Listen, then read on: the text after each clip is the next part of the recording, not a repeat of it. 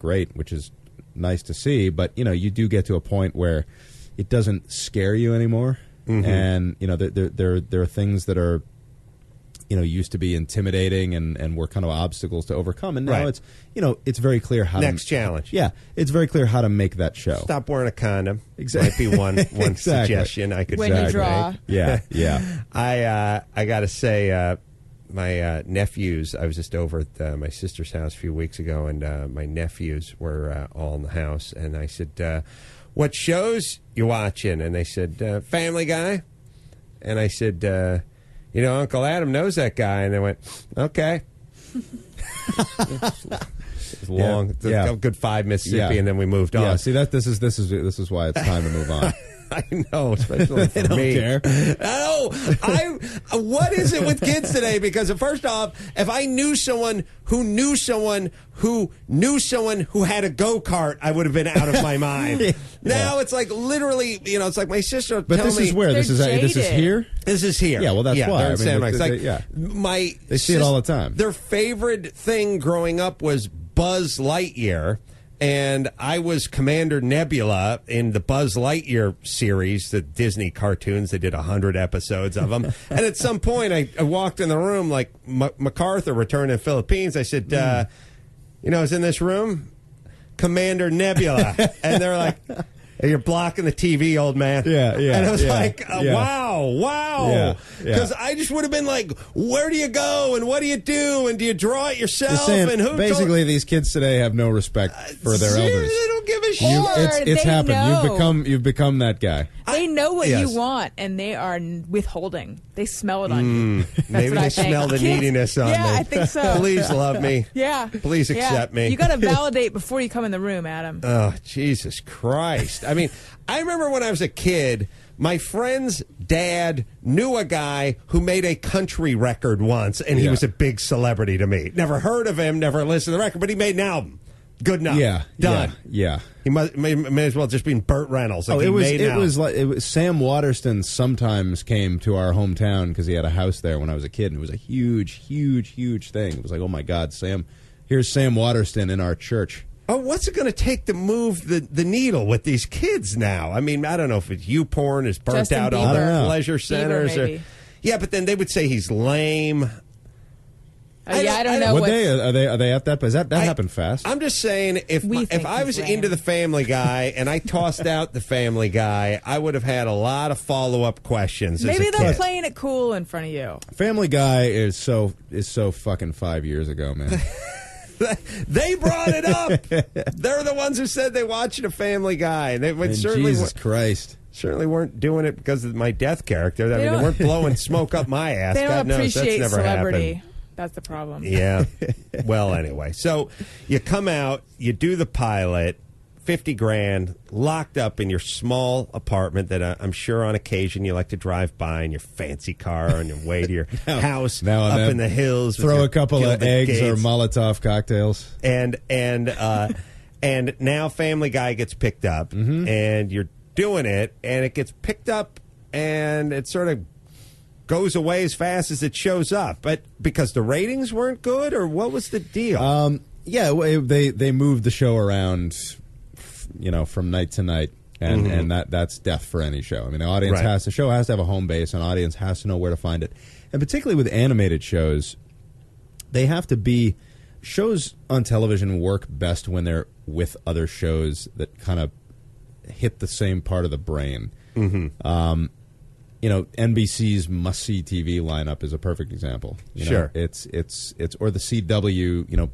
Pick whatever night of ridiculousness. I mean it's a well packaged network. Right, but Family Guy would be with that '70s show. It would be with with Titus. It would be with live action shows, and it doesn't work. If you had as your lineup, you had like The Simpsons, Seinfeld, right. You can't put Gossip Girl in front of The Wire, Home Improvement, and then like 30 Rock. If that was your lineup, those are all shows that are very successful. It would fail miserably because it would not be a cohesive night. Right. And you air an episode of The Simpsons and you put an episode of Seinfeld after it. Seinfeld's going to feel slow and plodding because your brain is in like this mode of fast paced, gag. Right. And that was the problem that Family Guy had. Now, you have the Sunday night lineup, which is, all these shows feel like they belong together. Right. Animation belongs with other animation. You'll be glad to know one of the there's a couple ways you've arrived in this town. One is when somebody says, "Get me a Adam Carolla type." That's a good thing. And here's how you've arrived. When I was speaking to my agent a few months ago, and I was talking about some pilot I was trying to do for Fox and some animation and some stuff like that. And I said, can we forego the whole animatic thing, like the whole presentation? I'm tired of I have to prove it or present it. I'll write a killer script. We'll get the stuff laid out. Everyone will see it. Everyone knows everyone's good. Yeah. We're in with good guys. Can there be some trust? Can we just get started? I'm not getting any younger. And he said, baby, they don't do that. They don't do that. You have to do an animatic. That's the way they do it. Those are the rules. And I said, listen. I said, there's two kinds of rules. There's a kind of rules that you make because is your agent Swifty Lazar? That's how he speaks. That's how he speaks. Baby doll Dixon. He said. But in between, by the way, he's always at a Dunkin' Donuts. So it's in between. It's like, baby, they don't light and sweet. They don't light and sweet. Thanks, Jerry. If he can find a Dunkin' Donuts out here, he's the best agent in town. And I like to hear him tip in the back. No, keep it. That's for you. That's for you. Thank you. Okay, baby, they don't. Yeah. And I said they don't. And I said, now there's a difference between we don't like to do this and we can't do it because. It's not that they can't do it. Yeah. I know they can do it because when Seth MacFarlane does Cleveland, the Cleveland show, he doesn't have to do an animatic for that. He gets a series pickup. So it's not that they can't do it. Yeah. It's that they choose not to do it. And he said, baby, you're not Seth MacFarlane. I was like, oh, fucking pinch me. Thank you, Dick. Jesus, your agent is Lloyd Benson. Baby, you're not Seth MacFarlane. Yeah, I'll tell you, if it makes you feel better, I actually am a fan of doing animatics just because you get into color animation and it gets expensive. For the dumb people here and me, what are animatics? Sorry. Well, basically, an animatic is like if you do a storyboard, you would then you'd film the storyboard and do very, very limited movements. Oh, right, okay. Against like the audio track to kind of get a sense if you don't of mind, I'll speak to this. Yeah. No. No, I'm kidding, but this is two things. Yeah, two things. Yeah. So, it's basically it's what I said. It's a weird thing, which is after wasting $2 million of CBS money doing a sitcom pilot that never saw the light of day, and then another $2 million over at NBC wasting their money for a pilot that never see the light of day. I just said, I understand. I would give someone $100,000 and go, you got 5 minutes to do something on a digital camera, and it better make me laugh. And at the end of 5 minutes, you could tell whether you're in business with people you want to be in business with. So I said, I don't understand why they don't do that. And then as soon as you go to Fox, sure enough, that's the way they do it. Which sort of crude, is this going to work? Right, like a proof of concept. Yeah, which is it's inexpensive, but it's hard. I think it's hard in 7 minutes. Particularly with an animated pilot, you're trying to tell a story, you're trying to establish characters. Nothing is going to be stellar in that amount of time, unless I need you to come with me when we show this. Unless it's all jokes. If it's all, and look, people give Family Guy shit for all the cutaways, flashbacks and cutaways, but that is what sold the show because within the context of that pilot. It was about, all right, how many, we're not going to, character development comes over time, and, we'll find out who these people are over time. But for this pilot, they just gotta laugh. Right. If they're laughing, then they'll come forgiven. back. Yeah. And yes. But, with an animatic, it's like if you were writing a sitcom pilot, you'd want to do a run through on the stage before you go and shoot it. Right. Just for yourself, if nothing else. And that's what an animatic is. So I should be happy I'm doing it. Yeah. Did you do one for Cleveland? Oh, yeah. Oh, you did? Oh, yeah. You did an animatic? Yep. Oh, good. Pilot, yeah. Oh, good. But but knowing that it would get picked up was well, nice. yeah. I mean, we already had the pickup, but we still, it's a valuable tool because you don't want to get the color footage back and be like, rhythmically this doesn't work. It's we should have done a rewrite on this. It's just a handy step to go through to. Now, what about this concept? The 5 minutes or 7 minutes that you do that are airable. Like it's not a crude animatic, but it's somebody saying, hey, if we're going to spend a bunch of time and a bunch of money, then we'll be that much closer to the finished product when it comes time, hopefully, to do this pilot. Air, not a great idea? Bad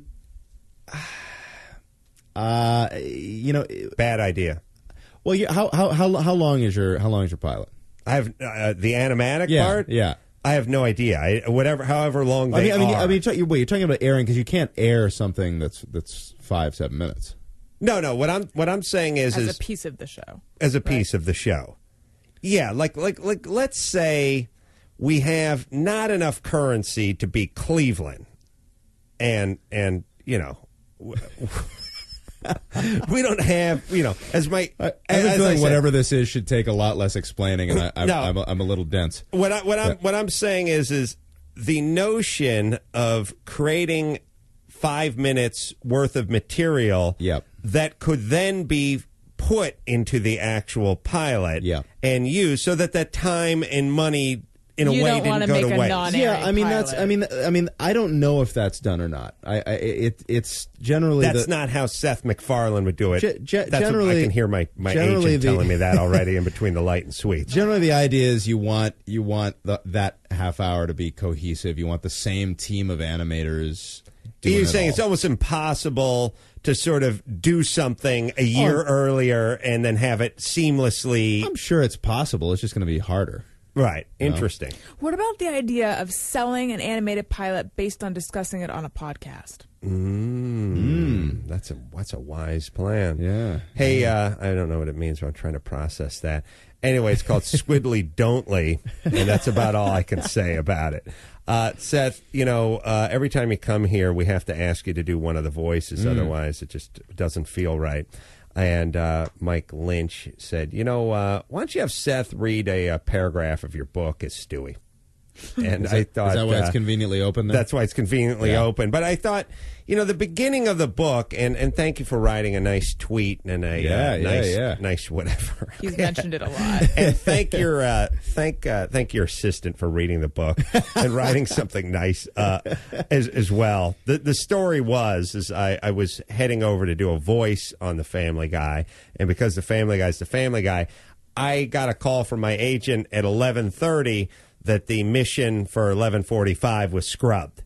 And I said, well, I'm almost at the building at this point. And I said, you know what, I'm heading up anyway. Seth wasn't there, but his assistant was.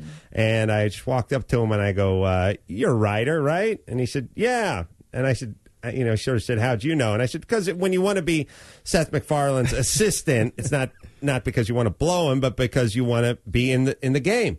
And I said, well, I got a book for you to read, and then you read it, and then when you're done reading it, you tell Seth how good it was, and then you write a little glowing review, and then Seth looks at it and puts a stamp on it, and we got it. What I've read, I intend to read it from front to back because the pieces that I have read have been fucking hilarious. Oh, good. So don't worry. It's on. We already got your assistant to cook up a nice review. Don't worry about that. I thought just you got another show coming up, by the way, in the next few weeks. Another Family Guy. Oh, really? Yeah. I noticed the death action figure over there. I must say, when I travel around, more. I mean, it is one of those things, but more response with the death and the Family Guy than sadly the Man Show or Crank Yankers or anything else I've done. A lot of guys, lots of questions, wanting to know if I had a fallout with Norm and that guy sounds hot and things like that. So I can look forward to. How many syllables are we talking about? I wonder if we should go back to that first episode and dub you in, that guy sounds hot. Yeah. Do like what they did with Return of the Jedi. Put fucking Hayden Christensen in where the old guy used to be. I was just thinking that. You nerd. Put me down, man. Let me go, man. I really enjoyed. I mean, the first time I did it, we were at your old location in sort of Valley Village, where I grew up, and I was with Doris Roberts or who the hell was? It was Doris Roberts was doing my mom, and it was